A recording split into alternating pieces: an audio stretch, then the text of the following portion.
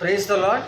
అనుదిన ఆత్మీయారము వాక్యంలో నుండి daily spiritual food from the word of God. సామెతలు 3వ అధ్యాయము 5-6 వచనాలు చదువుతున్నాను.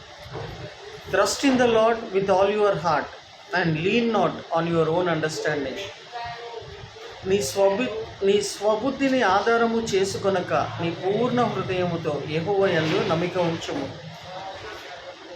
నీ ప్రవర్తన అంతటి యందు ఆయన అధికారమునకు ఒప్పుకొనుము, అప్పుడు ఆయన నీ త్రోవలను సరళము చేయును. ప్రియమైన వారలారా, ఈ వాక్యము మీ అందరికీ కూడా పరిచయము, అందరికీ కూడా తెలుసు. అయినా కానీ ఇటువంటి సమయాలలో, ఇటువంటి దినాలలో ఈ యొక్క వాక్యాన్ని నేను మీకు జ్ఞాపకం చేస్తూ ఉన్నాను.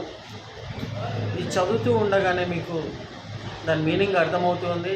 చాలామందికి మెమొరైజ్ అయ్యి కూడా ఉంది, కంఠస్థగా కూడా ఉన్నది, మెమొరైజ్ కూడా చేసుకొని ఉన్నారు. కాబట్టి what ever your situation maybe, పరిస్థితులు ఎలా ఉన్నా, లేకపోతే అర్థం కాని పరిస్థితిలో ఎవరైనా ఉంటూ ఉన్నట్టయితే, ఏదైనా సమస్యలతోటి బాధపడుతూ ఉన్నట్టయితే, కన్ఫ్యూజన్లో ఉంటూ ఉన్నట్టయితే, నీ ఫ్యూచర్ గురించి కావచ్చు, నీ కెరియర్ గురించి కావచ్చు, లేదంటే నీ మ్యారేజ్ గురించి కావచ్చు, నీ ఫ్యామిలీ గురించి కావచ్చు, నీ సంఘం గురించి కావచ్చు, నీ జాబ్ గురించి కావచ్చు, అది ఏమై ఉన్నా కానీ కూడా ఈ యొక్క వాక్యాన్ని మీరు ఎత్తి పట్టుకొని, ఈ వాక్యాన్ని మనసులో, హృదయంలో చేర్చుకొని,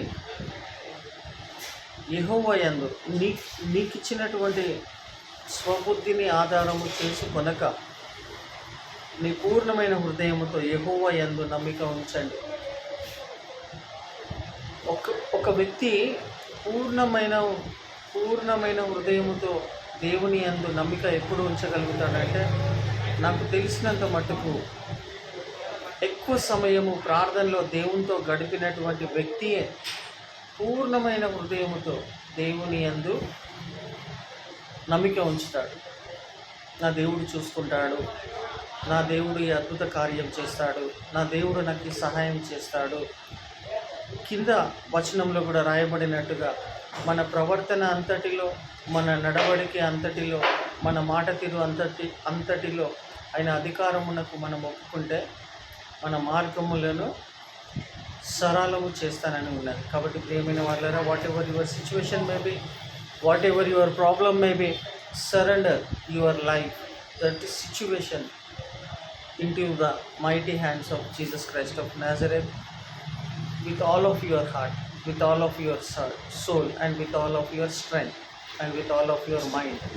పూర్ణ హృదయంతో, ఆత్మతో ఆయనకు ఆ సిచ్యువేషన్ని హ్యాండ్ ఓవర్ చేస్తే, నీ బుద్ధిని, నీకున్న జ్ఞానాన్ని ఆధారం చేసుకోకుండా నేను చేసుకుంటానులే అంటే, నీకు అంత తెలివితేటలు ఉంటే చేసుకోవచ్చు, కానీ అంత చేసినా కానీ కూడా ఆ పని సక్సెస్ అవుతలేదు, ఆ యొక్క నెమ్మది, సమాధానం, సంతోషం అనేది నీ లోపల ఉండలేదంటే, trust in the lord and lean not on your own understanding. నీకున్న జ్ఞానం మీద ఆధారపడి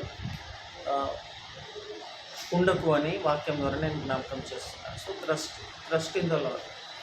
ప్రభువు నందు నమ్మిక ఉంచండి.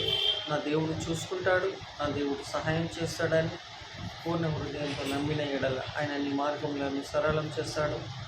ఆయన అధికారం కిందికి మనం వెళ్ళాలా, ఆయన అథారిటీ కిందికి మనం వెళ్ళి ఉన్నప్పుడు ఆయన మన మార్గంలన్నీ కూడా సరళం చేస్తాడనే వాక్యం నేను మీకు జ్ఞాపకం చేస్తున్నాను.